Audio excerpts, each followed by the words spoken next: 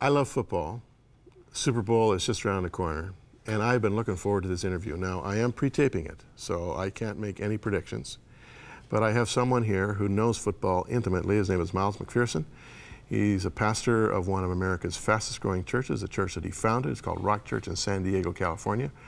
He's come up to the cold north, not only to talk about football, to talk about his life and ministry and his terrific book, Do Something, but also to kind of introduce himself to us as our Truth to Go teacher for the next several weeks. Welcome, Miles. Thank you. Terrific to have you here. Have you been in Canada before? Oh, many times. Oh, so you're not shocked by... No. I mean, everybody who's from San Diego figures they're living in the best part of the world, which I suppose... Well, that's true. In climate, I know. I used to live in Jerusalem. Jerusalem's like San Diego, so I concur. But before we do anything else, this is a pretty rabid football fan time right now. How are you feeling about football generally these days? You used to play for the San Diego Chargers. Is football the game that it was when you were a young student in university and then a hot prospect in the NFL? Well, it's changed a lot because of all the money involved and all the politics, but the game is still the same, and I can sit and watch 5 hours of Pop Warner football, little kids playing. It's the same to me. So it's still exciting, it's still competitive.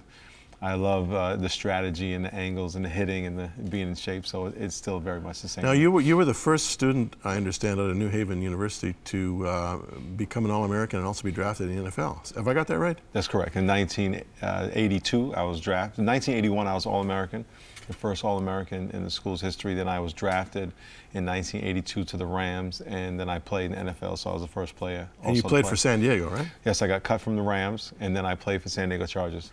You know something I could never really figure out? You mentioned being cut. Sometimes you see guys who are cut two, three, four times, and they end up being a huge star at their next stop. I mean, Kurt Warner, who was probably going to be in the Hall of Fame. Oh, yeah. I mean, he was bagging groceries at one point in time. Nobody wanted him. What's up with that? Well, there are thousands and thousands of guys who try out, and there are thousands and thousands of guys who are really good. And a lot of times guys get hurt. There's 5 guys in your position, and it's just a numbers game. And you just have to keep trying. And some guys give up, and they just go get a job and quit. And some guys keep coming back. So there are a lot of factors that have to go into you making it. But for every guy you see playing, there's probably 10 guys just as good as him that there weren't enough spaces for him. So it's just being in the right place at the right time. That's part of it, being healthy at the right time. Yeah, healthy. By the way, health is a big issue these days. A lot of talk about concussions. What's your view on that? Well, when I was 10 years old, my first game ever, I got knocked out cold, and I didn't know where I was. I didn't know what I had on. I didn't know what a football uniform was. I went back in the game. I scored 2 touchdowns and played the rest of the year. We didn't know what a concussion was, but that was a concussion. They used to talk about getting your bell rung. Oh, I've got my bell rung 100+ times, and none of them were ever diagnosed as a concussion because we didn't know any better. Now they're a lot more careful, a lot more wise, and they have a lot better equipment still. So I went through that, and as far as I know, I don't have any side effects. You know, some people say I'm a little wacky sometimes, and maybe that's why. But I've had my bell rung 100 times, 150 times. I played 15 years, so it happens constantly. Yeah. It really has become an issue. I wonder if the guys are so much bigger now that there's just so much force that's coming to bear. Well, they're a lot bigger, a lot stronger. When I was in the NFL, if you were to take an All-American high school football team today, they are bigger, stronger, faster than the San Diego Charger team I played for. That's how much bigger and faster kids have gotten. So they're a lot bigger and a lot faster now. How much of this relates to steroids, do you think? No, I don't think it relates to steroids at all. There are people using steroids, but you know, a kid in high school who is 6'2", 205 pounds, 280, 300 pounds, that's just a big boy.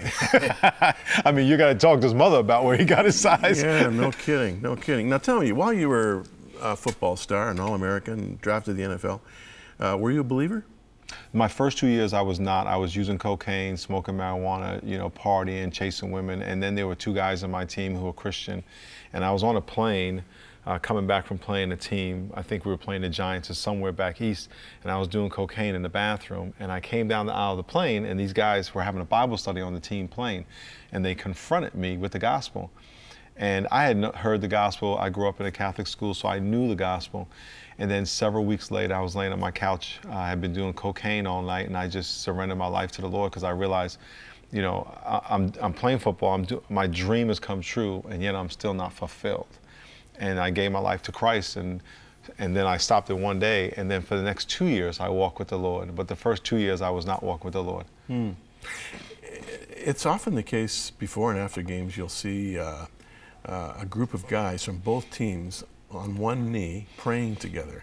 It seems to me that football, maybe more than any other major league sport, has an awful lot of committed believers.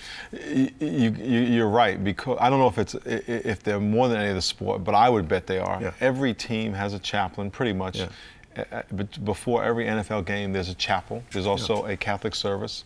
And so every Sunday there's 32 chapels going on with guys there, and then after the games they pray. There are a lot of committed Christians in football.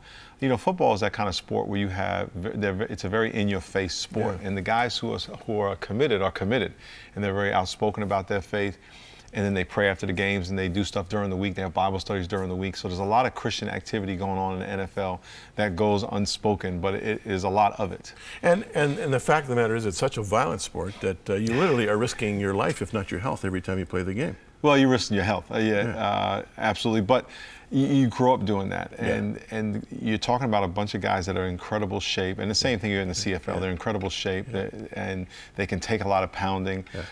When I played, I remember getting hurt and being on the sideline in my street clothes. And I remember looking out in the field, looking at all the collisions, saying, I'm not going back out there because it looks scary. Right. But when you get your uniform on, it's just a whole different world. But it is extremely violent. Yeah, and you really get psyched up too. I mean, the excitement, the crowd. When you've got 80 or 90 or 100,000 people, I mean, that's got to be a huge boost to your energy level. There's a lot of adrenaline, a lot of excitement, a lot of rah-rah. And then a lot on the line as well. Your every play is such a pivotal play in the scheme of the whole game. But there's a lot going on in the NFL, and it's very exciting to play. And like you said, you have all the people screaming at you and all the hype the whole week going towards the game. I want to get to the book here in a moment, but just a question I wanted to ask you. Is Brett Favre a phenomenon or what?